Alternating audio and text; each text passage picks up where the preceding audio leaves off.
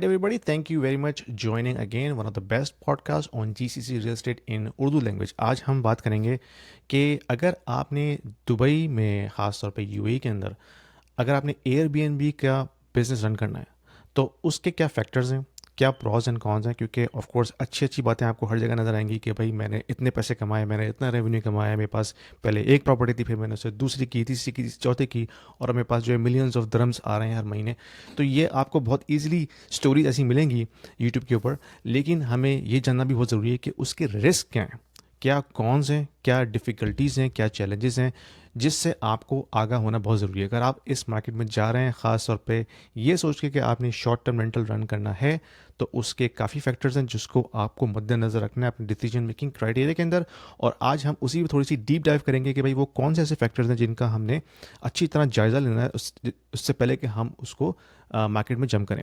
तो उसी वाले से हम बात करेंगे। हमारे साथ हमारे रेगुलर गेस्ट मौजूद हैं। मोहसिन भाई, अस्सलाम वालेकुम, कैसे हैं आप? वालेकुम सलाम यासीन, मैं ठीक हूँ। आप खैरियत से हैं? ठीक ठाक, बिल्कुल ज़बरदस्त। तो मोहसिन भाई, हमने हमने थोड़ा सा शिफ्ट किया है अपनी डिस्कशन को लास्ट 2 वीक से कि भाई हम पहले तो बात कर रहे थे कि जो रेजिडेंशियल इन्वेस्टमेंट है, ऑफ प्लान है, अगर आपने लॉन्ग टर्म इन्वेस्टमेंट करनी है तो क्या तरीके हैं, क्या फैक्टर्स हैं, क्या आरओआईज़ हैं। लास्ट 2 वीक से हम थोड़ा सा पिवट कर लिया हमने एक शॉर्ट टर्म रेंटल की तरफ, क्योंकि ये एक अपॉर्चुनिटी ऐसी है जिसमें आपको मैक्सिमम रिटर्न मिल सकता है अगर आप सही जगह पे सही प्रॉपर्टी बाय करते हैं। तो ये बड़े दो इंपॉर्टेंट फैक्टर्स हमने कुछ फैक्टर्स डिस्कस किए थे लास्ट वीक। अगर आप व्यूअर्स ने अगर वो पॉडकास्ट नहीं देखी तो प्लीज़ जाके ज़रूर देखिए। उसमें हमने काफ़ी डीप डाइव लेवल पे दुबई साउथ के ऊपर हमने रिसर्च की थी कि भाई दुबई साउथ में क्या डेवलपमेंट हो रही है, वो क्या अपॉर्चुनिटी है जिसको आप अवेल कर सकते हैं। तो आज ज़रा सा मौसम में ज़रा बताइए कि जो आपकी रिसर्च है अब तक एयरबीएनबी के हवाले से, अगर किसी ने शॉर्ट टर्म रेंटल रन करना है तो पहले तो बता दीजिए कि भाई अपॉर्चुनिटी क्या है, और फिर हम चलते हैं कि रिस्क क्या है, क्या प्रोज एंड कॉन्स हैं, वो कौन सी ऐसी चीज़ें जिसके बारे में जो एक नया इन्वेस्टर है उसको बहुत इन्फॉर्म होना ज़रूरी है। अम, ये तो कंटिन्यूशन ही है पुरानी वाली पॉडकास्ट का, और इसको हम थोड़ा सा आगे कंटिन्यू करेंगे, क्योंकि ये जो हमने वॉल हिट की थी कि चलो दुबई में करनी चाहिए इन्वेस्टमेंट, और अच्छी जगह है, नंबर्स अच्छे हैं, रिसर्च अच्छी कर ली, तो उसमें लग रहा था कि प्राइसिंग इतनी बढ़ गई है कि अगर लॉन्ग टर्म रेंटल्स पे जाएंगे तो स्ट्रगल करेंगे, है ना, इतना बना नहीं पाएंगे। तो जब वहाँ वो वॉल हिट की तो फिर कहा कि अच्छा दूसरी अपॉर्चुनिटीज़ क्या है, तो पता चला कि जी जो एयरबीएनबी है या शॉर्ट टर्म रेंटल है, या जो ऑफिशियल नाम है दुबई के अंदर इसका है हॉलीडे होम्स का, इसको हॉलीडे हम्म। होम्स कहते हैं। हॉलीडे होम्स की जो अपॉर्चुनिटी है वो पिछले कुछ सालों के अंदर काफ़ी तेज़ी से ग्रो किया है उसने। और उस अपॉर्चुनिटी के अंदर जो है वो, अगर आपने अच्छी इंजीनियरिंग की हुई है, मतलब ये सबको सूट नहीं करती ये अपॉर्चुनिटी, हाँ। क्योंकि इसमें थोड़ी मैनेजमेंट ज़्यादा है आपकी, ठीक है, बट ऑब्वियसली जितनी जितने आप एक्टिव होंगे इतना आपको आपको रिवॉर्ड मिलेगा। तो ये फिर हम इस तरह से पहुंचे थे हम शॉर्ट टर्म रेंटल की तरफ।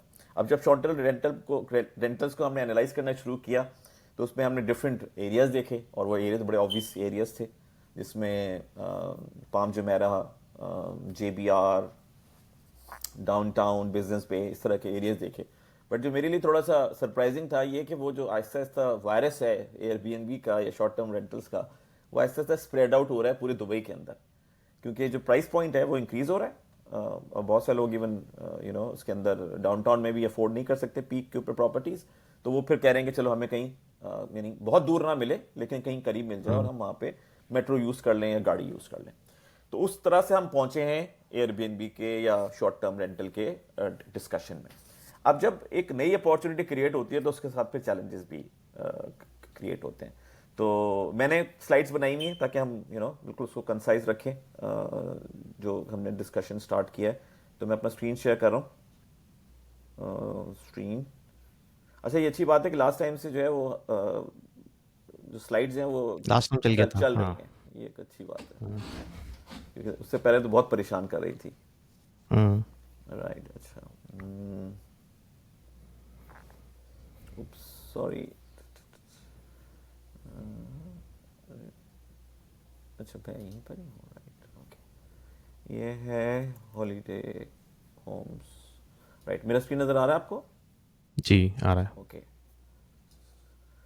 थोड़ा सा स्ट्रगल कर रहा है मेरा लैपटॉप। तो तो हम जब अपॉर्चुनिटी की बात कर रहे थे, ऑब्वियसली वो 18.72 मिलियन लोगों ने लास्ट ईयर विजिट किया था। 77% जो है वो ऑक्यूपेंसी रेट है होटल्स का इस वक्त। 40 मिलियन कोई टारगेट कर रहे हैं बाय 2030। दुबई टारगेट कर रहा है कि 40 मिलियन आएगा। तो अपॉर्चुनिटी के ये छोटी छोटी पॉइंटर्स हैं। 30% ग्रोथ है इन 23 to 24 एयरबीएनबी के स्टैट्स के अंदर। और जो एवरेज नंबर्स हैं वो डिफरेंट हैं, लोग डिफरेंट डिफरेंट वेबसाइट यूज़ कर रहे हैं, बट एयरडीएनए $255 पर नाइट बताती है। एक और वेबसाइट है वो भी एयरबीएनबी की वेबसाइट है, स्टैट्स शेयर करती है। वो जो है वो 205 का नंबर शेयर करती है। तो आई थिंक मल्टीपल प्लेटफॉर्म्स को एनालाइज करना पड़ता है ये जानने के लिए कि आज के असल नंबर क्या है। और इसी तरह से जब हम ये देखते हैं कि revenue by month average revenue है ये। बाय द वे वैसे ये एवरेजिंग का जो स्टैट्स है ना, ये कुछ बहुत काम के नहीं होते, क्योंकि हाँ, ये मीडियन वैल्यूज बेहतर होती है हाँ कि मीडियन वैल्यू क्या है। क्योंकि वो स्टूडियो का एक अलग एवरेज होगा, वन बेड का एक अलग बिल्कुल। एवरेज होगा, उसका हाँ, सबका अलग एवरेज टाउन होगा, हाउस का तो अलग हर चीज होगा। का कैटेगरी हाँ। वाइज अलग होता है क्योंकि ऑडियंस फर्क है। बट आप हाँ। इसको देख के जनरल अंदाजा लगा सकते हैं कि जी ओवरऑल पूरी मार्केट के अंदर क्या हो रहा है। तो मैक्सिमम इन्होंने तकरीबन 16,000 दरम तक लोगों ने कमाए हैं, और मिनिमम जो है वो 8,000 दरम पर मंथ की बात हो रही है कमाए हैं। तो ये छोटा सा नंबर है। ये इंटरेस्टिंग नंबर था। ये एक मैं देख रहा था एक वीडियो, तो उसमें से निकला था डाउनटाउन में एक बंदे ने लिया था 2 कमरों का अपार्टमेंट, अमेजिंग व्यूज के साथ। अच्छा, उसका जो बिजनेस मॉडल है ना, वो यासीन आप जो अभी बात कर रहे थे, वो उस तरह का बिजनेस मॉडल है। वो ये कि जैसे जो जो ओनर है वो कंफर्टेबल नहीं है एयरबीएनबी से, राइट? ठीक है, तो वो कहता है कि यार तुम मुझसे किराए पे ले लो, 1 साल के लिए ले लो, और तुम चला लो इसको खुद ही एयरबीएनबी पे। तो अलाउ कर दिया है ओनर ने अपने टेनेंट को कि तुम इसको एयरबीएनबी पे चला लो, मुझे नहीं चाहिए राइट। उसका वो, मुझे तो तुम पक्का पक्का मेरा रेंट वापस कर दो। तो ये वो मॉडल हाँ। नजर आ रहा है आपको, ये राइट राइट, समझ इसमें गया। रेंट दिया हुआ है, यहाँ रेंट दिया हुआ है, यहाँ रेंट दिया हुआ है। तो ये जो बंदा है वो इस तरह से इस मॉडल में रन कर रहा है, और उसके बावजूद उसने जो है वो हाँ। तकरीबन $15,000 1 साल में कमा लिए इससे।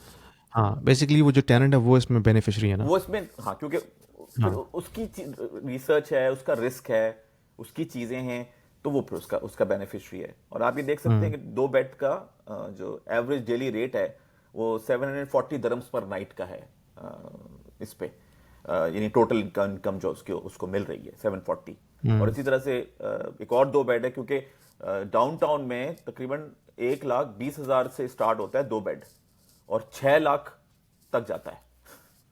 राइट। जी जी, मतलब डिपेंड करता है ना कि आप कहाँ रह रहे हैं, लेकिन 6 लाख तक का रेंट है साल का डाउनटाउन के अंदर। तो उसमें फिर ये मैं इसलिए बताने की कोशिश कर रहा हूँ क्या, एक तो सोर्सेस से हमें इंफॉर्मेशन मिलती है ना, लेकिन एक सोर्स पे आप रिलाय नहीं कर सकते। और ये हाँ। नंबर बड़ा क्रिटिकल है पूरी की पूरी एनालिसिस के अंदर, क्योंकि अगर ये नंबर ही आपका एक्यूरेट नहीं होगा तो नीचे जितनी भी कैलकुलेशंस हो रही हैं वो तो वैल्यू नहीं रखती। तो बिल्कुल। जरूरी है कि ये नंबर देखा जाए, फिर उसके साथ देखा जाए कि एसोसिएटेड कॉस्ट कितनी है, एयरबीएनबी खुद अपना कमीशन कितना चार्ज करती है, फिर जो ऑपरेटर है जो आपसे लेगा रन करने के लिए वो कितना चार्ज करेगा। तो इसको इन चीजों को समझना बहुत जरूरी है कि राइट। कि आपका नेट कितना आ रहा है।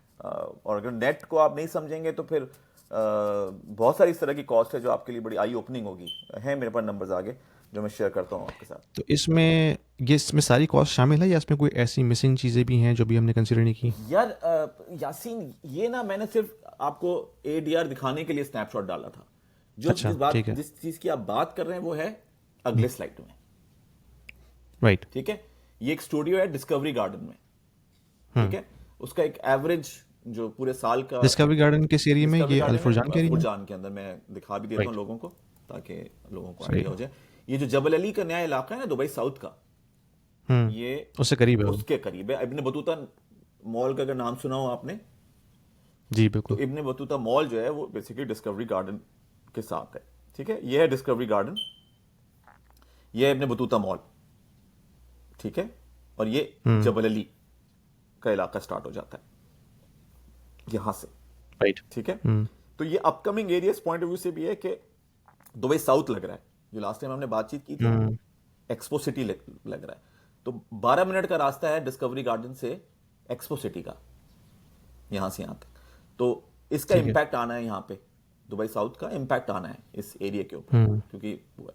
तो यहाँ पे ये जो प्रॉपर्टी है जो कि 10 साल पुरानी है, बल्कि ज़्यादा पुरानी है, 10 साल से भी ज़्यादा, 10 साल की ओनरशिप में फॉर एग्जाम्पल, तो उसका 250 दरम पर नाइट का होल ईयर बनता है।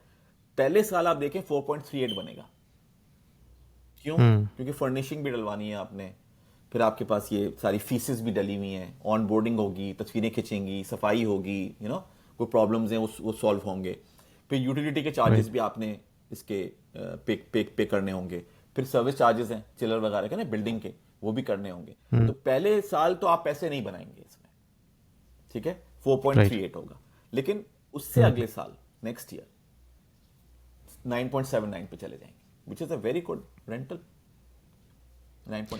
लेकिन ये जो फॉर एग्जांपल सर्विस चार्जेस हैं या यूटिलिटी चार्जेस, ये तो रिकरिंग होते हैं ना, ये तो रिकरिंग कॉस्ट है, तो ये पूरे तो ये तो साल की ईयर टू में भी कैलकुलेट होगी। हाँ, हाँ। तो ये तो बेसिकली रिकरिंग है ना, तो इसका मतलब ये ईयर टू ईयर थ्री में भी होंगे कि नहीं? ये हुए हुए, लेकिन ये जो मैंने कैलकुलेशंस की हुई है ना, ये देखिए ना हाँ। कैलकुलेशन, ये हम्म। निकाली हुई है इसमें से। ये जो मैंने कैलकुलेशन की है ना 47,000 की, आफ्टर ये राइट। मे बी चार्ज 6.75%, इसमें जो कुछ निकला हुआ नहीं है वो पहले साल के बाद फर्नीचर निकला हुआ नहीं है। ठीक है, समझ गया। हाँ, फर्निशिंग नहीं है और मेरे ख्याल में ऑन बोर्डिंग चार्ज नहीं है। ऑन बोर्डिंग नहीं है, क्योंकि ऑन बोर्डिंग एक दफा आपकी हो जाएगी, उसके बाद फिर हम्म। हर साल जो है ना रिन्यू कराना पड़ता है लाइसेंस आपको। तो उसकी ठीक फीस है। है 370 दरम की, स्टूडियो की। राइट। अच्छा, ऑन बोर्डिंग में क्या चीज़ें शामिल होती यार हैं? ऑनबोर्डिंग में एक तो ये कि ये लाइसेंस पूरा प्रोसेस करा के देंगे आपको, नंबर वन।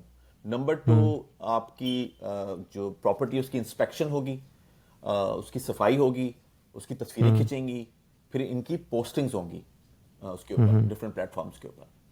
तो ये तकरीबन कोई 2500 से 3,000 की रेंज में है, सारी कंपनीज इतना ही लेती हैं इन सबको। राइट। तो इसमें ये पैकेज बना देती हैं पूरा कि इसमें हम ये काम करेंगे, इसको ऑन बोर्डिंग चार्जेस कहते हैं ये। हम्म। ठीक है, उसके बाद फिर फर्नीचर पे आ जाते हैं। अब फर्नीचर होता है, वो डिपेंड करता है कि आपकी प्रॉपर्टी में फर्नीचर है या नहीं। अगर है भी, तब भी फर्नीचर जो है ना वो उस कंपनी की मर्जी का होना चाहिए, हम्म। क्योंकि वो भी एक साइंस है पूरी फर्नीचर की भी। अगर वो प्रॉपर्टी अच्छी फर्निश नहीं होगी तो बहुत बहुत चांसेस हैं कि जी वो एक दफ़ा तो आ जाएगा, हम्म। दूसरी दफ़ा क्या होगा, उसमें ये प्रॉब्लम थी, उसमें ये प्रॉब्लम थी, उसमें वो प्रॉब्लम थी। और दूसरी ये कि जब ये राइट। तस्वीरें और वीडियोस बनती हैं तो ज़्यादातर क्या 99% लोग जो हैं वो तस्वीरों की और वीडियो की बेसिस पर लेते हैं ना चीज़ों को, बिल्कुल। कि दिक्कत कैसा रहा है, बिस्तर कैसा है, हम्म। चीज़ें कैसी हैं, अच्छी लगनी चाहिए आपको।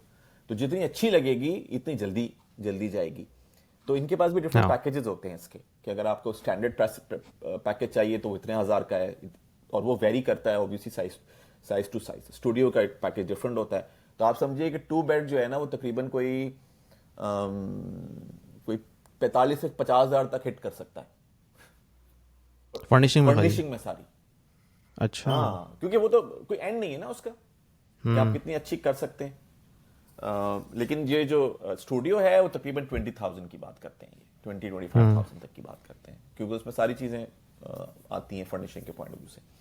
तो ये इस तरह की राइट। इनकी कॉस्ट है। फिर मैंने एक कॉस्ट डाल दी है, हर एक की डिफरेंट है, किसी की 20% भी है, किसी की 18% भी है, किसी की 16.75% भी है। तो वो फिर निकलती है। अब ये कॉस्ट जो है ना ये रेवेन्यू से निकलती है टोटल। हाँ, अच्छा, आपने इसमें जो स्टूडियो की कॉस्ट है वो नहीं लिखी हुई वो ना? मैंने नहीं लिखी हुई, तकरीबन परचेज प्राइस। 4,80,000 का इस वक्त स्टूडियो है वो। राइट। तो उसके हिसाब से फिर ये कैलकुलेशन बनती है।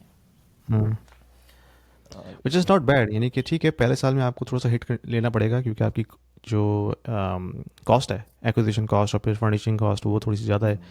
लेकिन फिर ईयर टू से आपका जो है नेट ऑलमोस्ट 10 को टच कर रहा है, 9.7। हाँ, ऑलमोस्ट 10 को टच कर रहा है, बिल्कुल ऐसे ही है। तो तकरीबन कुछ 5.5 नहीं 4.5 है, नहीं है तो 4.3। 6.5, और 5.5। $250, $250 नहीं है नहीं नहीं, रेट, ये ये तो दरम है? दरम के अंदर है, ये सब दरम दरम के में अंदर ना? कैलकुलेशन हुई है। हाँ, तो 250 दरम जो डेली रेट है, और ये ऑफ कोर्स वेरी वेरी करेगा ना सीज़न टू सीज़न। ये विंटर में ज़्यादा हो ये तो जाएगा, इन्होंने समर में कम हो अक्रॉस द जाएगा। बोर्ड दिया है ना, एक हाँ, ये ऑफ एवरेज निकाल के ऑक्यूपेंसी दिया पे है। अक्रॉस द बोर्ड दिया है। तो इस पे राइट। इन्होंने ये नहीं कहा कि पीक कितना जाएगा, लो कितना होगा। हो सकता है इससे लो चला जाए, हो सकता है 150 हाँ, दरम हो जाए, या हो सकता है और वो 80 होगा दरम हो क्योंकि जाए। जैसे समर में हो सकता है कम हो जाए, एब्सोल्युटली होगा, विंटर में बढ़ जाए, है ना? एब्सोल्युटली होगा। राइट। हाँ, तो इससे आप आइडिया कर सकते हैं कि इस तरह की कॉस्ट जो है ना वो उसके अंदर इन्वॉल्व है। हम्म। इसमें आपको यूटिलिटी चार्जेस, वाईफाई वगैरह ये सब आपने खुद पे करना है, सर्विस चार्जेस भी आपने खुद पे करने हैं। अच्छा, उसके बाद ये जो टूरिज्म टैक्स वगैरह है ये फिर वो प्राइसिंग में से निकालते हैं खुद ही। अच्छा। हाँ, तो वो इसके अंदर मैंने फिर यहाँ से हटा दिया था, लेकिन वो प्राइसिंग के अंदर उनके इंक्लूडेड होता है। और दूसरी ये कि एयरबीएनबी भी इंश्योरेंस करती है, अगर कुछ हो जाए डैमेज वगैरह, तो हम्म। एयरबीएनबी भी कवर करती है कुछ चीज़ों को। कुछ चीज़ों को डिफरेंट प्लेटफॉर्म्स हैं, Booking.com वगैरह, इंश्योरेंस के पॉइंट से बात कर रहा हूँ, तो वो कवर करते हैं। राइट। कुछ चीज़ें ये खुद भी कवर करते हैं। फॉर एग्जाम्पल, अगर कोई छोटी मोटी चीज़ टूट टाट जाती है, राइट, हम्म। तो वो ये रिप्लेस कर देंगे। और करने का मतलब है कि कोई एक एजेंसी करती है, उससे तो दूसरी एजेंसी ना करती हो। तो ये सारे हाँ। फैक्टर्स हैं जो कि जब आप डील करने जाएं किसी भी मैनेजमेंट कंपनी के साथ, या उसको ऑपरेटर कहते हैं, ऑपरेटर के साथ, हम्म। तो फिर आपको ये सारी चीज़ें कंसिडर करनी है, क्योंकि ये सारी चीज़ें आपकी फिर जो बॉटम लाइन है उसको हिट कॉन्ट्रैक्ट में। करेंगी। हम्म। और इसमें आपने वो नहीं लिखा हुआ कि जो कंपनी है उसकी अपनी मैनेजमेंट फ़ी क्या ये है? है ना 16.75। अच्छा ठीक है, सही है। आफ्टर ए मेरी कंपनी, जी ओके सही है। जी।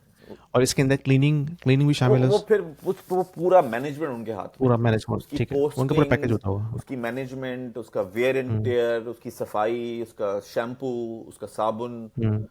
क्लीनिंग सर्विसेज, वो सब के सब फिर वो है। चेक इन चेकआउट होगा, हम्म। रिव्यूज किस तरह के आए, वो फिर सब उनकी रिस्पॉन्सिबिलिटी है। वो सब ठीक इसके है। अंदर कवर करते हैं। तो ये कोई 15% से 20% तक आगे पीछे होती है, डिपेंडिंग कि आप किस तरह से करना चाहते हैं। अच्छा, एक इंपॉर्टेंट हम्म। पॉइंट ये भी था कि मैं कुछ एजेंसी से जब मैंने इंटरेक्ट किया तो वो बहुत बड़ी बड़ी एजेंसीज थी। मतलब हजार हजार यूनिट्स भी हैं उनके पास वहां पे, किसी के अच्छा। पास 700-700 यूनिट्स भी हैं। तो अब यहाँ पे और टोटल ऑपरेटर जो हैं वो मोर देन 650 ऑपरेटर्स हैं हम्म। दुबई के अंदर। एयरबीएनबी के तकरीबन 650 ऑपरेटर्स हैं। तो ये जो ऑपरेटर्स हैं, अब इनको इनको इनको चेक करना, इनको स्क्रूटनाइज करना, और कौन सा आपको सूट करेगा, ये बहुत इंपॉर्टेंट है। तो हम्म। इस पे भी ना चले जाएं कि ये बहुत बड़ी कंपनी है, क्योंकि end of hmm. The day आपको तो उसकी सर्विस देखनी है, राइट। तो बिल्कुल। उसका साइज से कोई फर्क नहीं पड़ता अगर उसकी सर्विस अच्छी नहीं है तो। मैं उसी पे आ रहा था कि भाई हमने उसकी स्क्रूटनी कैसे करनी है, हमें क्या पता है, हम कैसे पता चलेगा कि भाई कौन सी कंपनी हमारे लिए बेहतर है? हाँ हाँ हाँ, नहीं वो अच्छा सवाल है। आई थिंक वो हम एक अलग हम्म। पूरा सेशन करेंगे इसके ऊपर कि क्या राइट। प्रोसेस होना चाहिए। बट ये कि जो एग्जिस्टिंग क्लाइंटेल है उनका फीडबैक जो है वो सबसे इंपॉर्टेंट हम्म। है। ऑफ तो अपना कोर्स। नेटवर्क में देखें, और या उन कंपनीज को अगर अप्रोच कर रहे हैं तो उनको देखें कि कौन उनके एग्जिस्टिंग कस्टमर्स हैं। और आई थिंक यूट्यूब भी काफ़ी अच्छा प्लेटफॉर्म इस पॉइंट ऑफ व्यू से कि ना लोग कमेंट्स डाल देते हैं नीचे, और हम्म। गूगल रिव्यूज भी हैं। तो उनको उस तरह से स्कैन आउट करें, और फिर स्कैन करने के बाद फिर चूज करें कि भाई हमारे लिए बेहतर कौन सा होगा। क्योंकि ये बड़ा क्रिटिकल है कि आप किस ऑपरेटर के साथ जा रहे हैं, क्योंकि सारे हम्म। के ऑफ सारे कोर्स। जो रोजी नंबर्स आपको नजर आ रहे हैं ये सब के सब मार्केट एंड ऑपरेटर डिपेंडेंट है। हाँ, आप अगर वहाँ मौजूद नहीं है तो आप 100% रिलाई कर रहे हैं उस कंपनी के ऊपर ना, कि उसने मैनेज करना है उसकी क्लीनिंग, उसकी मेंटेनेंस, उसकी वियर एंड टेयर, गैस का चेक आउट कराना, चेक इन कराना। तो अगर वो अपनी सर्विसेज में ऑफ कोर्स डिग्रेड होते हैं तो at the end of the day वो आपका नुकसान हो रहा है ना। आपका फिर आप आपका क्लाइंटल जो है, आपका कस्टमर मिस हो रहा है, ऑफ कोर्स वो आपको फिर बॉटम लाइन पे हिट करेगा। काफी क्रिटिकल है ये ऑपरेटर का सिलसिला, हम्म। इसलिए मैंने कहा था कि बहुत से लोगों को सूट नहीं करेगा ये, क्योंकि इसकी जो हाँ, मैनेजमेंट है ना वो थोड़ी ज्यादा है।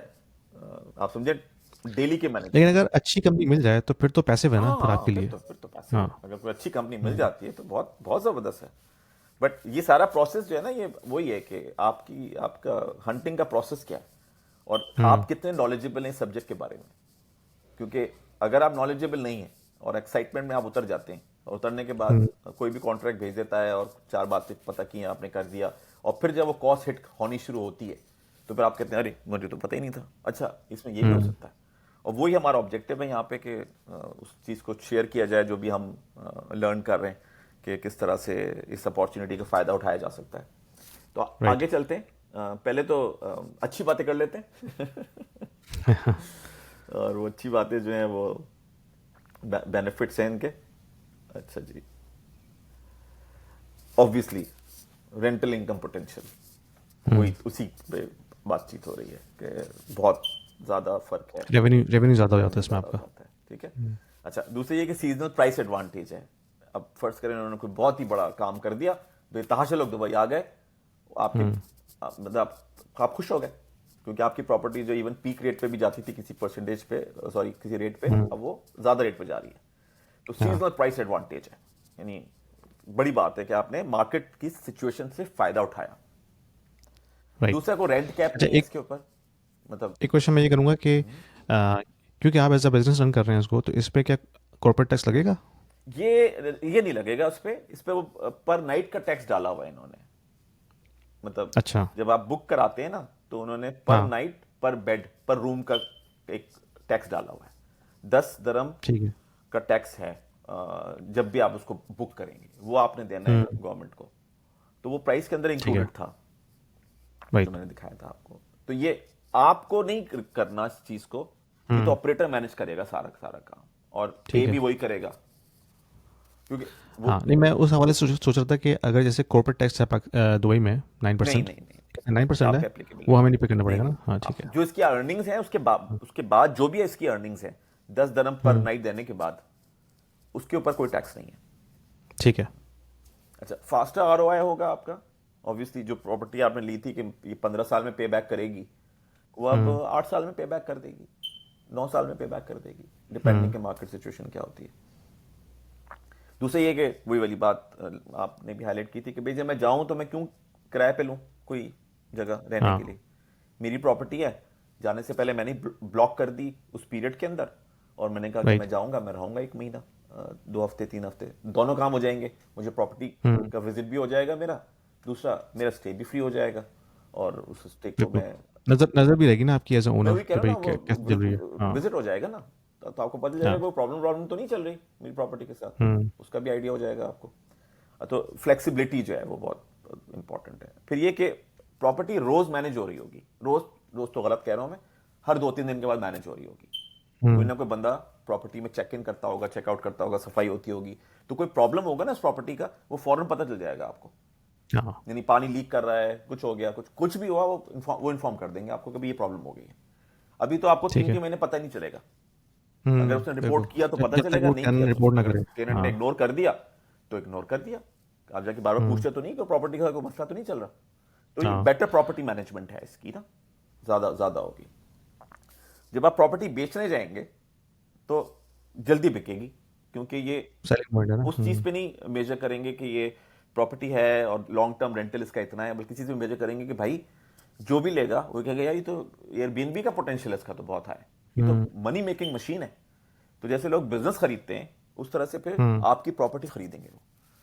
तो राइट। आपका जो पीएनएल बना हुआ होगा जब से आप ऑपरेट कर रहे होंगे, और मैं रिक्वेस्ट करूंगा कि आप लोग अपना पीएनएल बना लीजिएगा, जो भी देख रहे हैं, ताकि आपके पास नंबर्स आ जाएं, और ये नंबर्स फिर आप उसके साथ शेयर करेंगे। देखिए 5 साल से मैं एयरबीएनबी चला रहा हूँ, इसके ऊपर ये मेरे नेट रिटर्न है, इतना खर्चा मैं कर चुका हूँ, ये कुछ है। तो ऑटोमेटिकली जो प्रॉपर्टी है ना वो फिर टेंजिबिलिटी के ऊपर बिक जाएगी, बजाय इसके कि यार ये तो पसंद नहीं आ रही मुझे, यार इसकी खिड़की सही जगह पे नहीं है।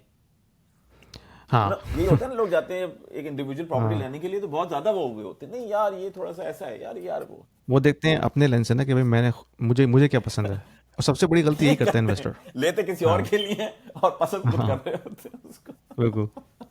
और ये बहुत बड़ा ब्लाइंड स्पॉट है, जितने भी जो मॉम एंड शॉप इन्वेस्टर्स होते हैं ना, जिन्होंने कभी पहले बाय नहीं की थी प्रॉपर्टी, और वो फर्स्ट टाइम बाय कर रहे हैं एज एन इन्वेस्टमेंट प्रॉपर्टी, तो वो उसको अपने लेंस से देखते हैं कि भाई मुझे क्या पसंद है, मुझे क्या अच्छा लग रहा सही है, है। सही है। वो तो वैसे ही ब्लाइंड स्पॉट है ना, यासीन। हाँ। दूसरे के शूज में जाके उसको समझना जो है, वो हम सबका बिल्कुल। बड़ा ब्लाइंड स्पॉट है, तो इसमें तो बड़ा ऑब्वियस है वो ब्लाइंड स्पॉट। अच्छा, इस प्रॉपर्टी की कैपिटल एप्रिसिएशन भी ज्यादा होगी obviously as compared to rest of the properties, क्योंकि आप थोड़ा सा प्रीमियम चार्ज कर सकते हैं इसके ऊपर बेस्ड राइट। ऑन जो आपके नंबर्स हैं। अगर वो नंबर्स अच्छे हैं तो, अगर नंबर्स अच्छे नहीं है तो नहीं चार्ज कर सकते, otherwise you can have a better capital appreciation.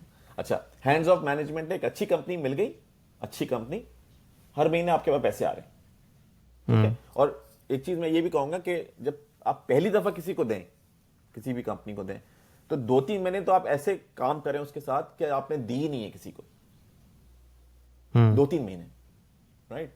तो उससे फायदा ये होगा कि एक तो उस कंपनी को ये पता होगा कि बहुत यार ये बहुत ज्यादा इन्वॉल्व है। मैं इन्वॉल्व इंगेज करने की हैं। बात ये नहीं कर रहा कि आप उनकी देखिए वो मीन मीठे निकालेंगे ये गलत हो गया वो हो गया, मैं इसकी बात नहीं कर रहा। लेकिन अपनी इन्वॉल्वमेंट रखें, अपनी कम्युनिकेशन में हाँ। ट्रैक रखें, क्या चल रहा है, क्यों चल रहा है, कोई प्रॉब्लम तो नहीं आ रही, राइट? क्योंकि यू ओन द प्रॉपर्टी। तो आप उस हम्म। पीरियड में अगर उनके साथ इन्वॉल्व रहेंगे ना, तो एक तो रेप्यूट आपकी अच्छी बनेगी उसके साथ कि यार अच्छा बंदा है, वो प्रॉब्लम सॉल्विंग की बात करता है।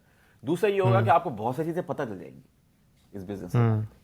और जब ये पता चल जाएंगी तो आने वाले सालों के अंदर वो फिर जो ये लर्निंग है वो बहुत काम आएगी आपके।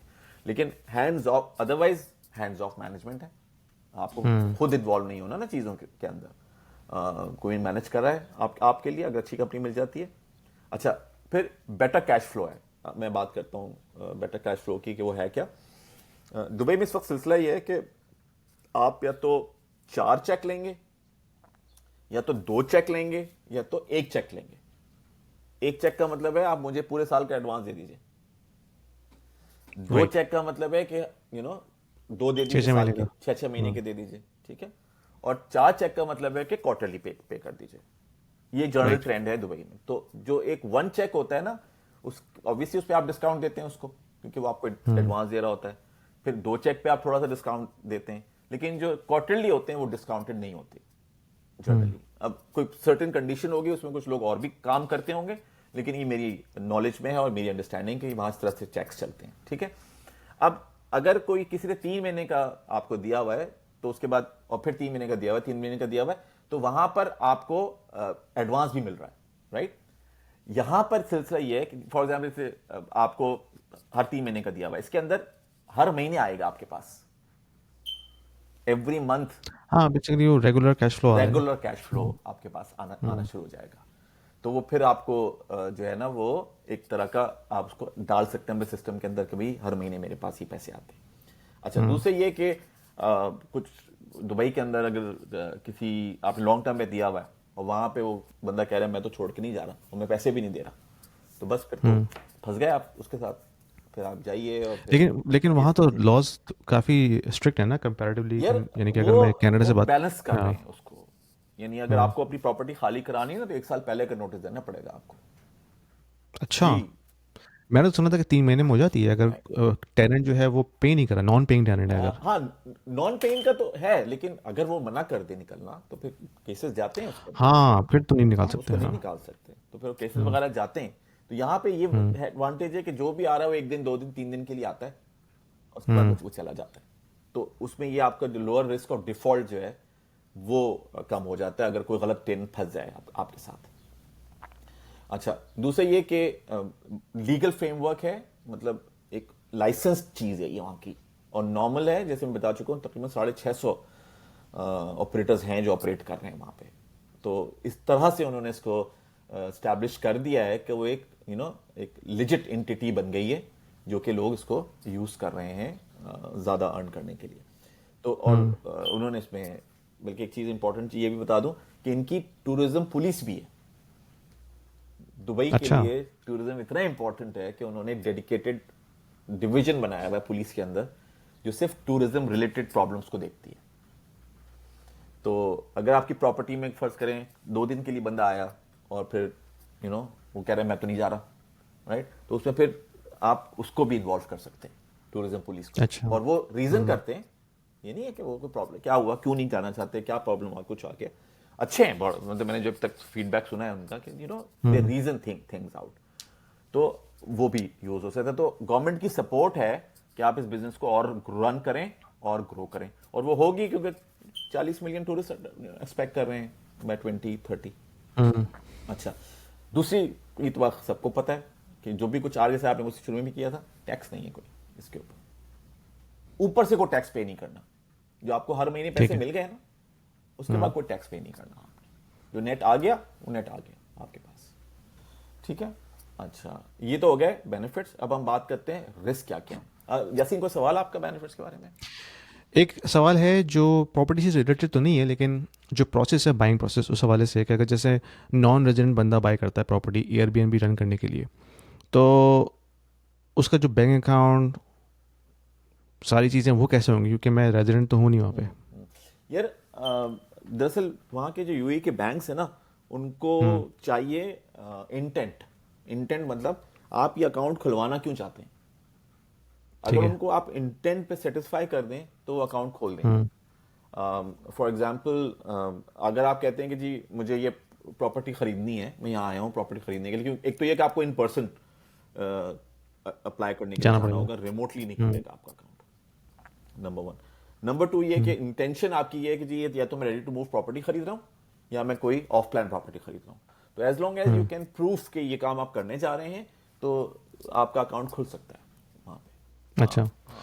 क्योंकि अगर लेट्स से मैं mortgage पर प्रॉपर्टी खरीद रहा हूँ तो ऑफकोर्स mortgage भी तो बैंक से ही ले जी रहा हूँ जी ना। जी जी। तो बैंक विदाउट अकाउंट तो मुझे mortgage नहीं देगा। नहीं नहीं नहीं नहीं नहीं, हम्म। नहीं। वो तो मैंने कहा ना, उनको आपकी इंटेंट चाहिए।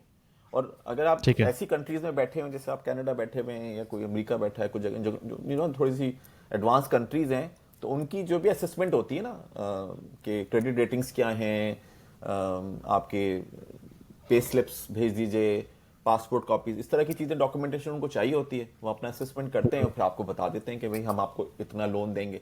और अगर उन्हें अकाउंट खोलना होता है तो सेम असेसमेंट होता है और कहते हैं कि हाँ ठीक है हम आपका अकाउंट खोल देंगे। लेकिन उनको ठीक है। केस चाहिए, लिखा हो कि भाई इसलिए अकाउंट खुल रहा है, सही है। रीजन जरूरी है उसके लिए। ठीक है, आगे चलें, थोड़ा सा रिस्क पे बात कर लेते हैं। अच्छी बातें तो होंगी, आप रिस्क बताइए कि रिस्क जी, है। ऑक्यूपेंसी का रिस्क है। क्योंकि अगर आप लॉन्ग टर्म पे जाते हैं तो हम्म। आपको ही पता है कि जी रिस्क तो उसमें भी है, लॉन्ग टर्म में रिस्क तो हर चीज में होता है, लेकिन उसमें थोड़ा सा कम रिस्क है, क्योंकि आपको पता है कि जी एक्स एक्स अमाउंट जो है वो मेरा आ जाएगा पूरे साल। हाँ, वो साल के लिए तो फिक्स हो गया फिक्स ना, हो गया ना, अब जब आपने साइन कर ली उसने सब टेनेंसी कुछ तो। साइन कर लिया, अनलेस हाँ। अनटिल उसको कोई परेशानी नहीं है, ये मार्केट हाँ। बहुत खराब नहीं हो गई, तब तक आप एक्सपेक्ट कर सकते हैं कि मुझे ये होगा। लेकिन इस पे ऑक्यूपेंसी क्योंकि वेरिएबल है ऑन अ डेली बेसिस, तो इसलिए इसका ऑक्यूपेंसी का रिस्क है।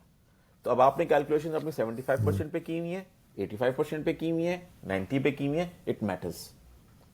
तो अगर आप लोअर नहीं, ये भी है ऑक्यूपेंसी ना पे कि ये करते हैं, सीजनल है ना, क्योंकि कोई अगर ऐसा इवेंट हो जाता है जिसकी वजह से टूरिस्ट आना थोड़ा स्लो हो जाते हैं तो ऑफ कोर्स उसका इम्पैक्ट बिल्कुल आएगा। बिल्कुल बिल्कुल बिल्कुल बिल्कुल। सो अच्छा, दूसरी इसकी ऑपरेशनल कॉस्ट जैसे अभी हमने देखी थी, वो ज़्यादा है। आपने एक ऑपरेटर को भी पे करना है, फिर उसके साथ वो उसने उसका टैक्स भी पे करना है, फिर आपकी प्रॉपर्टी में रोज़ नया बंदा आता है और नया बंदा जाता है, तो उसका मेंटेनेंस वेयर एंड टेयर वाला एंगल, फिर इंश्योरेंस वाला चक्कर है, वो भी इसके अंदर इंक्लूडेड है। तो ऑपरेशनल कॉस्ट इसकी एज कंपेयर टू जो नॉर्मल चीज़ चल रही है वो ज़्यादा है इसकी। और आपकी यूटिलिटी वगैरह भी ज़्यादा यूज़ होंगी, क्योंकि जो लोग आएंगे वो रोज़ यूज़ करेंगे आपकी प्रॉपर्टी। हो सकता है हाँ। आपके प्रॉपर्टी में जो रहता है वो उसका इतना यूज़ ना करता हो, या आधे दिन जो है वो पता हम्म। नहीं कहीं और होता हो, लेकिन यहाँ पर भी है, ये होगा कि यूसेज इंक्रीज हो जाएगा आपकी चीज़ों में। अच्छा, इसमें एक और मेरा एडिशनल क्वेश्चन ये था जो मैंने पीछे पूछा था कि भाई चलें अकाउंट तो खुल गया लेकिन आप यूटिलिटीज़ के लिए भी तो आपको आप जो कंपनीज़ हैं उनसे सर्विस लेनी पड़ेगी ना। लेट्स से आपने इंटरनेट बाय करना है जो है वाईफाई सर्विस है, तो वो अब वो मिल सकता है मुझे एज ए नॉन रेजिडेंट? हाँ, ये भी एक क्वेश्चन है ये ना। भी एक हाँ क्वेश्चन है, जिनका वो ना बना हो, क्या कहते हैं एमिरेट्स आईडी नहीं है एमिरेट्स मेरे आईडी ना पास। ना बनो। आई थिंक ये हाँ। वैलिड क्वेश्चन है। हाँ। ये चेक किया जा सकता है, ये इस बेसिस पे भी चेक किया जा सकता है कि क्या ऑपरेटर को आप पावर ऑफ अटॉर्नी दे सकते हैं, क्योंकि कि वो आपके बिहाफ के ऊपर लगा दे हम्म। और फिर वो कर ले। क्योंकि रेजिडेंट के लिए तो आसान है, एमिरेट्स आईडी चाहिए, लेकिन नॉन रेजिडेंट के लिए ऑब्वियसली वाला फैक्टर है। बट आई थिंक ये इसको इस तरह से मैनेज किया जाता होगा, I am not too sure, मैं चेक कर लेता हूँ, अच्छा सवाल है। लेकिन ये कि जो ऑपरेटर है वो फिर आपके बिहाफ के ऊपर वाईफाई और ये जो दीवा वगैरह की सर्विसेज हैं उनको फिर लगा ले। दूसरा ये कि जिस जगह पे आपकी प्रॉपर्टी है, क्या बिल्डिंग अलाउ करती है, जो हाँ, ऑक्यूपेंट्स ये हैं तो चारों हमने पहले ही तरफ, बात वो की अलाउ थी। करेंगे हम्म। या नहीं करेंगे। अगर वो ज़्यादातर फैमिलीज हैं और वो बहुत अनकंफर्टेबल हैं कि यार यहाँ पे लोग आते हैं, तो क्या ये अच्छी चीज़ है या ये बुरी चीज़ है, तो ये भी आपको चेक करना हम्म। होगा कि वो बिल्डिंग जो है वो, और शुरू में ही चेक करना होगा ये, अगर आप ऑफ प्लान बाय कर रहे हैं तब भी चेक करें, और अगर आप रेडी टू मूव को खरीद रहे हैं तब भी चेक करें कि भाई। तो इसका इसका चेक करने का कोई फॉर्मल तरीका है, यानी कि क्या हम जो मेंटेनेंस कंपनी है उसको हम ईमेल करें, पूछें कि भाई हाँ, हम इसको वही शॉर्ट वही टर्म रेंटल पे करना चाह रहे अप्रोच हैं? करें। हाँ। और दूसरी ये कि जो आपके पास एसपी आएगा, और आपने मैनेजमेंट कंपनी का एसपी साइन किया, मतलब एसपी तो नहीं, कॉन्ट्रैक्ट साइन किया होगा ना, तो उसके अंदर ये हम्म। सब चीजें लिखी हुई होंगी कि आप क्या कर सकते हैं और आप क्या नहीं कर सकते।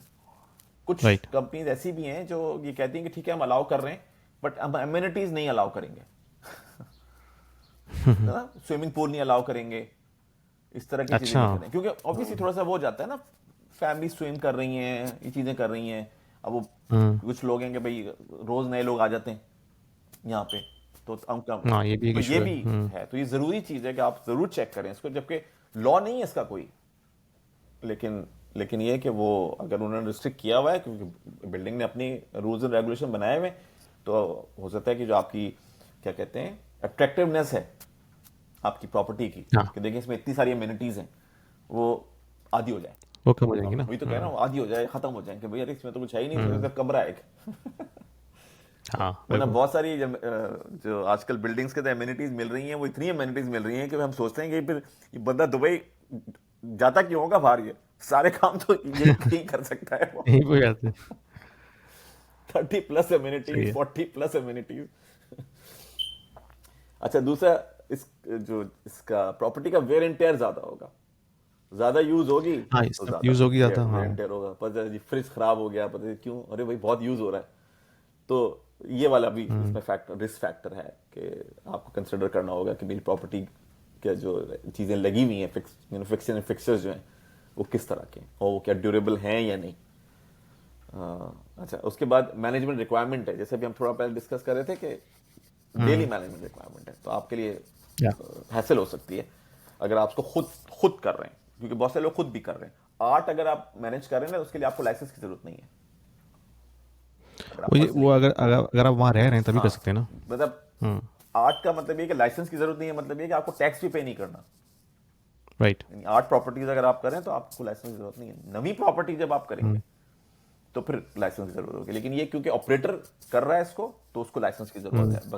अगर ऑपरेटर को आप ऑन बोर्ड नहीं करते, खुद मैनेज करते हैं, तो फिर आपको पे नहीं करना वो टैक्स।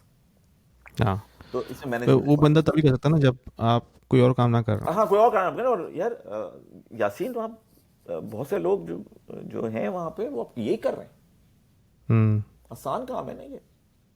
हाँ, वो बेसिकली मल्टीपल प्रॉपर्टी चले जाते होंगे, और वो करते यही होंगे कि वो एक ही बिल्डिंग में उन्होंने खरीद ली 5 हाँ प्रॉपर्टीज, हाँ, बिल्कुल बिल्कुल। और खुद ही इसको मैनेज करना है ताकि कहीं जाना भी ना कहीं पड़े। जाना नहीं पड़े, बिल्कुल बिल्कुल। कुछ ने तो रेंट पे ले ली होंगी वो, और उसको भी हम्म। एयरबीएनबी कर रहे होंगे, कुछ में वो पार्टनर होंगे कुछ हाँ। प्रॉपर्टीज के साथ, अगर अच्छा रन हो रहा होगा तो। ग्रोइंग बिजनेस है ये, काफी ज्यादा। अच्छा, इसमें फिर फर्निशिंग नीड्स भी हैं, ये भी रिस्क है इसका, कि अब वो फर्नीचर की क्वालिटी क्या है, कैसी है, महंगा है सस्ता है, तो फिर वो ऊपर चढ़ रहा था तो वो टूट गया चढ़ते हुए, ये सारे फैक्टर शामिल हैं, क्योंकि इसके साथ ये रहा। हाँ, फिर ये भी नहीं कि वो इस्तेमाल होते हुए ख़राब हो गया हाँ फिर रिप्लेस करना है, हाँ क्योंकि नया गैस तो नहीं आएगा ना तब तक जब तक वो रिप्लेस नहीं हाँ, होगा। और उसकी भी लाइफ क्या है, 3 साल, 4 साल, 5 साल, ये भी हाँ। डिपेंड करता है। तो 20,000 का जो मिल रहा है वो क्या 5 साल चलेगा हम्म। नॉमिनल यूज के साथ, या नहीं हर 5 साल के बाद 20,000 और लगाने, क्योंकि 20 क्या थोड़े बढ़ जाएंगे, वो 10% 20% बढ़ जाएंगे, तो 25,000 लगाने होंगे 5 साल के बाद। तो ये भी इंपॉर्टेंट बिल्कुल। एलिमेंट है फर्निशिंग का, क्योंकि ये आपने खरीद के देनी है, ये ऑपरेटर का रोल नहीं है इसके अंदर, वो सिर्फ फैसिलिटेट कर देगा, हम्म। पे आपने करना होता है इसका, ये आपकी इन्वेस्टमेंट है ना बेसिकली। दूसरी एक राइट। लीगल रिक्वायरमेंट्स है ना इनकी, यानी अगर कोई प्रॉपर्टी में आके रहता है तो इनको जो गवर्नमेंट है उसको इन्फॉर्म करना होता है, गवर्नमेंट हम्म। को नोटिफिकेशन चाहिए कि ये चेक इन हुआ और ये चेकआउट हुआ, सब तो ये काम जो मैनेजमेंट कंपनी वो वो करेगी करेंगे ना। सारे काम। और उसके ठीक है। बाद फिर जब वो चला जाता है तो उसके पैसे जो 10 दरम बनते हैं वो पे करने होते हैं गवर्नमेंट को ऑन अ मंथली बेसिस। तो इसकी लीगल रिक्वायरमेंट है, ये इन्होंने ऐसे छोड़ा हुआ नहीं है कि आप आराम से कर लें, 4 महीने के बाद बात करेंगे, 3 महीने के बाद करेंगे, नहीं, डेली डेली मैनेज करना है इसको। तो ये इनकी लीगल रिक्वायरमेंट है, और नहीं होगा तो पेनल्टीज देंगे।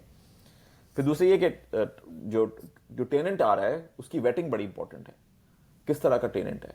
बहुत सारे टेनेंट्स तो ऑब्वियसली वेट हुए हुए होंगे, क्योंकि वो इन प्लेटफॉर्म्स के थ्रू आते हैं, लेकिन बहुत सारे जो हैं वो इन प्लेटफॉर्म के थ्रू भी आते हैं, तब भी वो वेट नहीं हुए होते, उनको तो नहीं पता होता कि वो वहां जाके किस तरह का बिहेवियर वो करेगा, या उसकी लड़ाई होगी किसी से लिफ्ट के अंदर, या हाँ, ये भी है, और दूसरा ये कि यहाँ पे भी इस तरह के केसेस हुए हैं कि भाई किसी ने एयरबीएनबी पे प्रॉपर्टी ली, और पता चला कि भाई वो लोग जो है ना कहीं से वारदात करके आ रहे थे, उनको टेम्परेरी जगह चाहिए थी छुपने के लिए। तो ऐसा भी हुआ है। बिल्कुल अच्छी बात है ना, टेम्पररी हाँ अकोमोडेशन। जी, बिल्कुल। तो ऐसा दुबई में भी होता होगा कि कहीं से कोई वारदात करके आ रहे हैं लोग और उनको कहीं छुपने के लिए जगह चाहिए टेम्परेरी। बिल्कुल बिल्कुल बिल्कुल बिल्कुल। तो अब ये वेटिंग जो है ये ऑब्वियसली उस ऑपरेटर की रिस्पॉन्सिबिलिटी है हम्म। कि वो जब लोगों को ऑन बोर्ड करता है तो फिर जो है वो किस तरह से उसको मैनेज करता है। अच्छा, उसके बाद टैक्सेस और फीस है ऑब्वियसली, जो कि कभी भी फिक्स नहीं रहती। अभी तो काफ़ी कम है, कोई खास इतनी ज़्यादा नहीं है, लेकिन फ्यूचर हम्म। में बढ़ भी सकती है। बट बहुत ज़्यादा नहीं है फीस, छोटी सी। रिन्यूअल भी कितने का, 370 दरम पर ईयर का रिन्यूअल है राइट। गवर्नमेंट का, इतना ज़्यादा नहीं है फीस वगैरह भी। बट एनीवे, रिस्क तो है इसके साथ। दूसरा इंश्योरेंस का भी।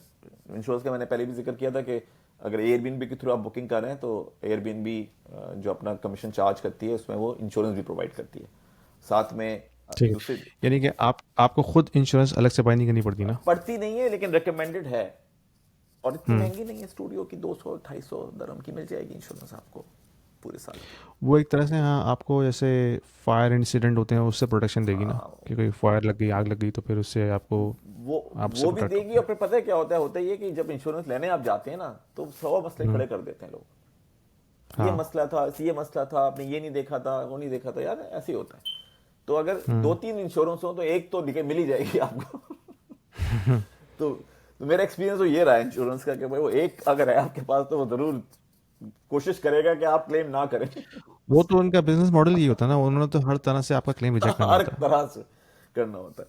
तो इसलिए कि आप हम्म। भी कवर कर लें सर्टेन चीजों को जो आपको लगता है कि एसेंशियल चीजें हैं मेरी, जो मैं अफोर्ड हम्म। ही नहीं कर सकता कि इसका हो। लेकिन कुछ चीजें ऐसी हैं जो कि मेरे लिए इतनी एसेंशियल नहीं है, अगर खराब हो भी गई तो कोई बात नहीं, और इंश्योरेंस लेट मिलेगी। हाँ, मेन चीज़ फायर का फायर होता है का, या फ्लडिंग का होता है। अगर घर में फ्लडिंग हो गई फॉर एग्जांपल, पानी ओवरफ्लो हो गया बाथरूम से, जो भी अगर सारा आपका, अगर वो डैमेज कर देता है फर्नीचर वगैरह, तो उसकी कवरेज के लिए, या फिर फायर से अगर आग लग जाती है बिल्डिंग में या अपार्टमेंट में ही आग लग जाती है किसी भी वजह से, तो उससे तो पूरा घर तबाह हो सकता है ना। ऐसे ही है, ऐसे ही है। तो हाईली रिकमेंडेड, जब भी प्रॉपर्टी हम्म। एयरबीएनबी पे दें अपनी इंश्योरेंस जरूर लें आप।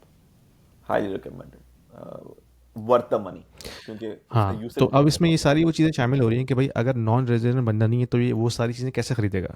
इंश्योरेंस बाय करनी है, वाईफाई लेना है, इलेक्ट्रिसिटी और गैस का जो है कि आपको सर्विस लेनी है, तो उन सब के लिए टिपिकली तो आपको एमिरेट्स आईडी चाहिए होती होगी ना। बिल्कुल बिल्कुल बिल्कुल। लेकिन अगर आप नॉन रेजिडेंट हैं तो फिर आप ये किस तरह खरीदेंगे, मैं कह ये रहा हूँ ना, आई एक थिंक क्वेश्चन है। ऑपरेटर के थ्रू हो जाएगा।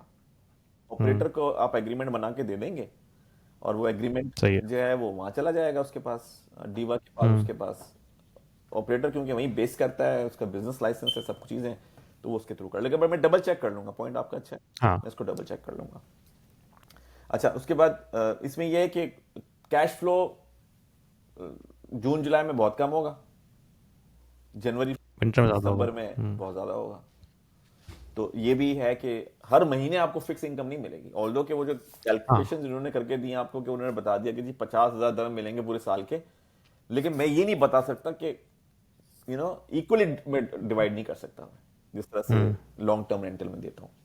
तो कुछ लोग कहते हैं कि नहीं, राइट। हमें तो फिक्स इनकम चाहिए, कम चाहिए लेकिन हाँ, उसके फिक्स लिए तो चाहिए। नहीं है ये। तो फिर ये मॉडल आपके लिए नहीं है, आपके हाँ, क्योंकि ये तो वेरी करेगा ना सीज़न के हिसाब सीजन के से। हिसाब से वैरी करेगा। हाँ। तो पहली साल आपको बहुत प्रॉब्लम होगी, क्योंकि आप कहेंगे अरे मेरी प्रॉपर्टी खाली हो गई, ओ बिल्कुल पैसे नहीं आ रहे, बिल्कुल पैसे नहीं आ रहे।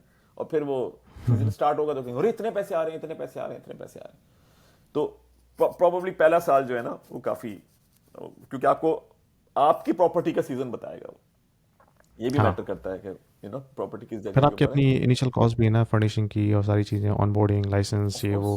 बिल्कुल हाँ। बिल्कुल। इसके लिए तकरीबन कोई आप समझिए कि अगर आपको प्रॉपर्टी देनी है तो तकरीबन आप समझिए कि मंथ चाहिए उसको इन चीज़ों को हम्म। सॉर्ट आउट करने के लिए, क्योंकि वो फिर प्रॉपर्टी जब लगाएंगे भी उसके ऊपर, प्लेटफॉर्म्स के ऊपर, तो लोग फिर रिव्यूज पढ़ते हैं उसके, है हाँ, ना, वो चीज़ें बनती नई हैं। प्रॉपर्टी का तो रिव्यू तो होगा ही नहीं। तो वो रिव्यू होगा ही नहीं शुरू के अंदर। तो हाँ। उसमें ये भी है कि वो शायद हो सकता टाइम लगे उसको बिल्ड होते होते, 3 महीने में हो, 4 महीने में हो, ऐसा भी हो हम्म। सकता है। तो ये फैक्टर भी राइट। आपको ध्यान में रखना होगा कि भाई आपकी प्रॉपर्टी लगने जा रही है तो वहां पे, लेकिन अगर वहां रिक्वायरमेंट ज्यादा है उस जगह के ऊपर और सप्लाई कम है, तो फिर लोग कॉम्प्रोमाइज हम्म। करेंगे। लोग कहेंगे यार हाँ, जबरदस्त लग रहा है, जगह भी जबरदस्त है, तस्वीरें भी देख ली, सब और कुछ भी अगर देख रेट ली, अट्रैक्टिव वो है तो। कर लेंगे। लेकिन अगर वहां पे सप्लाई ज्यादा होगी जिस जगह पे आप जा रहे हैं, तो फिर वो एक एक रिव्यू को पड़ेगा, क्योंकि हाँ, उसको फिर हाँ चॉइस ज़्यादा हो जाएगी ना चॉइस ज्यादा हो जाएगी। उसके पास। तो ऐसी हाँ। मार्केट्स में एंटर होते हैं जहां पे कम सप्लाई है, तो आपको ये वाला एडवांटेज होगा। लेकिन मेच्योर मार्केट में एंटर होंगे तो वहाँ उसकी प्रॉब्लम कर सकती है ये चीज़। फिर तो इसका मतलब ये है कि अगर आप मेन जगह जाते हैं दुबई मरीना या बिजनेस बे या जो डाउनटाउन का एरिया वहाँ तो बेतहाशा लिस्टिंग है, बिल्कुल बिल्कुल बिल्कुल। तो वहाँ पे तो बहुत टफ कंपटीशन होगा। यार उसमें फिर ये ना कि आपको स्ट्रैटेजी बनानी होगी ना, क्योंकि आप जब मार्केट में एंटर हो रहे हैं तो ये वर्जिन मार्केट नहीं है। हम्म। एक ऐसी मार्केट है जो अभी ग्रो होना शुरू हुई है, लेकिन इसके कुछ पॉकेट्स हैं जिसमें अपॉर्चुनिटी जरूर मौजूद होगी। फॉर एग्जाम्पल जैसे 2 बेड 3 बेड हो गए, 2 बेड 3 बेड की अपॉर्चुनिटी काफी मौजूद है, क्योंकि जब लोग स्टार्ट हुए तो लोगों ने मिनिमम रिस्क लिया ना। स्टूडियो हाँ 1 बेड मिनिमम रिस्क होता है ना, कम पैसे, ये तो पैसे भी है। होने हाँ कम मुझे कोई पैसे और भी पैसे बता भी रहा होने। था और कि बजाय इसके कि कोई बंदा या कोई खातून जो है वो 2 लेती है अपार्टमेंट, सॉरी 1 लेती हाँ 2 बेड, उन्होंने 2 1 बेड ले लिए ताकि हम्म, रिस्क को डिस्ट्रीब्यूट करूं। तो अब सेगमेंट्स आइडेंटिफाई करने हैं, कौन सा ऐसा सेगमेंट है जिसमें मैं एंटर हूं जहां पे। ये बड़ा अच्छा पॉइंट है, क्योंकि अगर आप 1 बेड या स्टूडियो ले रहे हैं तो आपका डायरेक्ट कंपटीशन है होटल के साथ। हाँ बिल्कुल। लेकिन अगर आपने 2 बेड लिया है तो फिर होटल से आपका कंपटीशन नहीं बिल्कुल है। नहीं है, बिल्कुल नहीं। हाँ, तो आपकी बात अच्छी है कि 2 बेड या 3 बेड अगर लेते हैं तो वहाँ पे आपका कंपटीशन बहुत कम है, क्योंकि आप ही किंग है उस मार्केट में। बिल्कुल।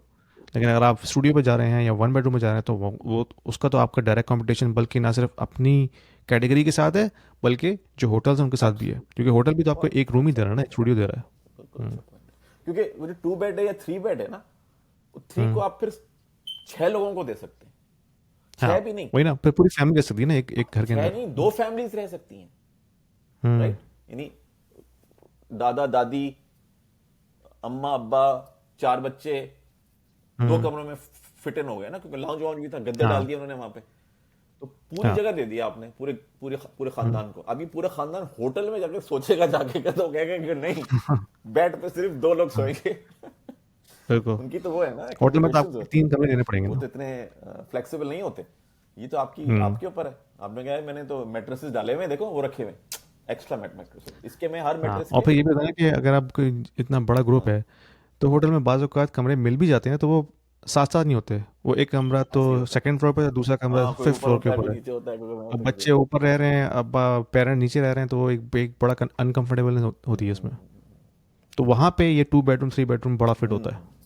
तो अगर आप अभी देखेंगे ना ये एयर डीएनए वगैरह के नंबर्स वगैरह, तो उसमें ये 2 बेड जो है अभी भी काफी कम है, 3 बेड काफी कम है। हम्म तो हम्म अगर कोई सोच रहा है इस बिजनेस की तरफ जाने का, तो वो इन सेगमेंट्स को देखे जो अभी लोगों ने नहीं टच किए, और उसमें राइट, एंटर होंगे तो फिर आपका रिटर्न ज्यादा होगा। ज़्यादा ऑब्वियसली होगा। इन्वेस्टमेंट ज्यादा होगी तो उसका रिटर्न भी ज्यादा ज्यादा हम्म होगा, और उसका जो राइट। मेच्योरिटी पीरियड है वो और लंबा हो जाएगा। तो हम्म। ये इंपॉर्टेंट है। तो एक तो हमने ये बात कर ली कैश फ्लो कंसिस्टेंसी की। तो ये थे इसके रिस्क। यासीन कोई और सवाल? मेरे ख्याल में हमने सारे सवाल कर लिए हैं इसमें, और कोई सवाल आएगा तो मैं फिर आपसे बाद में पूछ लूँगा। लेकिन जो ऑडियंस है प्लीज़ आप हमसे क्वेश्चन कीजिए कमेंट्स में डाल के, क्योंकि आपके क्वेश्चन बहुत इंपॉर्टेंट है। उससे हमें नई चीज़ें पता चलती हैं, बाज़ औक़ात हम कभी इग्नोर कर लेते हैं या हमारे रडार के अंदर वो चीज़ें नहीं होती। तो जब आप क्वेश्चन करते हैं तो वो फिर हमारे रडार में आ जाती हैं। तो प्लीज़ क्वेश्चन कीजिए कमेंट्स में डाल के, और हम उसको फिर अपनी नेक्स्ट एपिसोड में इसको कवर कर लेंगे। Done, thank you so much. ठीक है, थैंक यू मोहसिन भाई, बहुत ज़बरदस्त आपने प्लान पेश किया है, और इससे काफ़ी चीज़ें मुझे खुद पता चली हैं क्योंकि मुझे पता नहीं थी, और जो देखने वाले हैं ऑफ कोर्स उनको भी उससे काफ़ी फ़ायदा हुआ होगा। तो प्लीज़ जो देख रहे हैं सब्सक्राइब कीजिए चैनल को, लाइक कीजिए वीडियो को, शेयर कीजिए अपने फ्रेंड फैमिली से, ताकि उनको भी ये नॉलेज पता चले जो इस वक्त सोच रहे हैं इन्वेस्टमेंट करने के लिए एयरबीएनबी के हवाले से। तो हम इंशाल्लाह नेक्स्ट वीक आपसे दोबारा मिलेंगे एक और नए टॉपिक के साथ on GCC real estate. Thank you Mohsin भाई, थैंक यू। अल्लाह सी यू नेक्स्ट हाफिज। वीक। अल्लाह हाफिज। हाफिज़।